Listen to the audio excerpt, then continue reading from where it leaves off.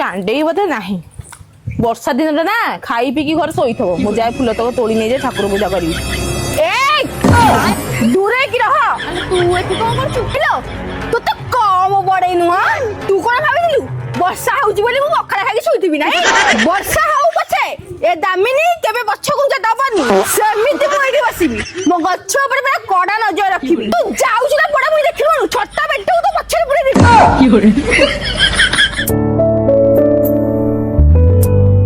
ଏଇ ଏଠିକି ଆଇଲ।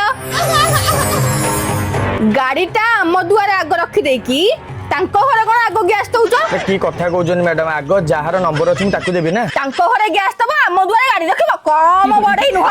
କାହିଁକି ମ୍ୟାଡାମ ଅଯଥା ଯୁକ୍ତି କରୁଛନ୍ତି କହିଲେ? ଜଲ୍ଦି ଜଲ୍ଦି ଏଇ ଗାଡି ହଟାଅ, ନହେଲେ ଗ୍ୟାସ୍ ଟାଙ୍କି ଉଠେଇକି ତମ ମୁଣ୍ଡରେ କଷିଦେବି। ଜଲ୍ଦି ଜଲ୍ଦି ଗାଡି ସାଇଡ করে ପଳେଇବା, ଭାରି ଡେଞ୍ଜର ବାଇକ୍ ନେଇ ଚାଲ ଚାଲ।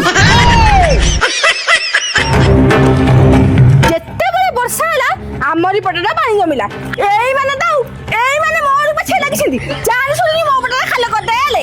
କୋଉ ମାନେ କିଲୋ, କୋଉ ମାନେ ତ ପଛରେ ଲାଗିଛନ୍ତି କହିବିଟି? ହଁ କୋଉଟା ତୋର ଖାଲ କରିଦେଲେ କହିବିଟି?